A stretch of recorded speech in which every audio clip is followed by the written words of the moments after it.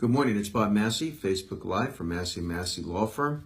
First of all, just to let you know, a lot of people think because they see me on TV all the time with national and local that some people think that, that I'm not in my office. Most of the stuff you see on national TV, except for things that I appear on Thursday mornings on Fox and Friends, is shoots that we've done 2-3 years ago. They're still showing on national TV. And the local stuff is local, but I am here every day and we have an active law practice. And go to our website, masseymassey.com, to learn of what we do. Let's talk about probably the most common aggravating issue between homeowners and homeowners association, and that is just ongoing disputes that seems to never go away. We've talked about some of these things in the past, but I get a lot of emails about it, which is why I want to address it today. First of all, remember, most homeowners association have management companies that handle things. So if you have a dispute, usually you get a letter from the management company, and then you can't even get to the board unless you go through certain requests to get in front of the board to discuss whatever the issue may be.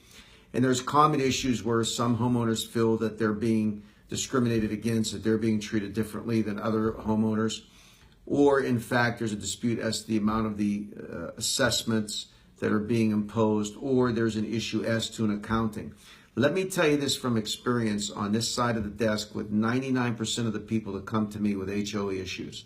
First of all, once you have an accounting issue with an HOA, that means money, that there's a dispute as to how much you paid versus how much they received.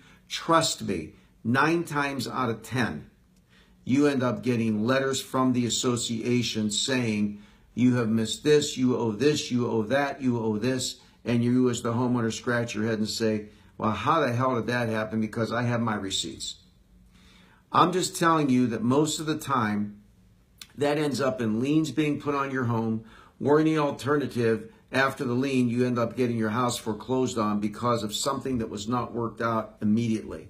What you need to do is when you get any particular letter from a management company or from the HOA directly that raises the issue of a dispute, whether it be finances, whether it be violations, oh my God, my patio was not painted the perfect color they wanted it to be painted, or you go and you do something without the architecture committee's approval, which drives you crazy anyway, the bottom line is you handle it then. You do not get into this dispute back and forth with letters and emails and all this other.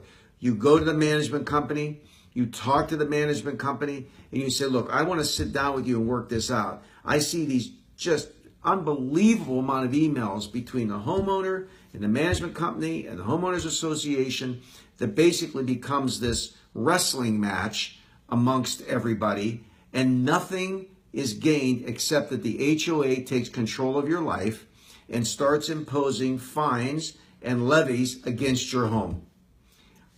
I wish I could say that most of these problems can be handled easily. That depends on who the management company is. It depends who makes up the board.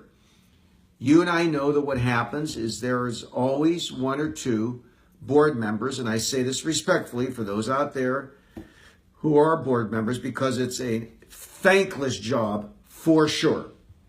An attitude occurs.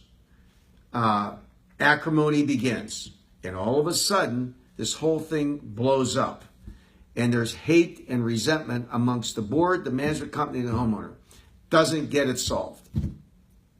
There comes a point where, if in fact you can't resolve it, you got to come and see somebody like myself or a firm, because through simple letters and correspondence and contacts, most of the time, I can get stuff resolved. Myself or my son, Robert, both. We've handled this stuff off and on. I have for years, and Robert for the last few years. You got to understand that this is emotional.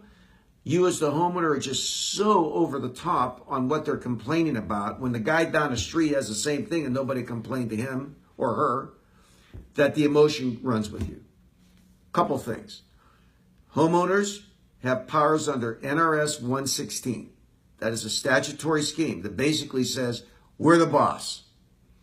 And this is what we can do, including liening and foreclosing. Number 2, you as a homeowner have rights. And you have rights if, in fact, there has been violations or the board is not acting in the best interest. You have the right, you have a voice, but you can't get back and forth in this contest that's like a WWE match, and WrestleMania, where ultimately you're not going to win because you're spending so much energy and time. Some of these problems can be resolved, particularly when there's an accounting issue as to money. $500 becomes $1,000, $1,000 becomes $5,000, $5,000 becomes $20,000. All of a sudden, there you are. And once they exercise those lien rights and start foreclosing, your life will change. So the point of my message today is know your board and know your management company. Study your bylaws to see what powers you have as a homeowner, and study your conditions, CC&Rs, your covenants, conditions, and restrictions. Know what is allowed in your neighborhood. If you get a beef, try to be civil with the management company to try to get resolved. If you reach a point of no return, please don't come to me at the last minute. It's a nightmare. Make sure you understand both sides have rights, but those who have the gold make the golden rule, i.e. the board of the Homeowners Association. Beware. Share this with your friends. Let them know about what we do. I'll see you next week. This is Bob Massey.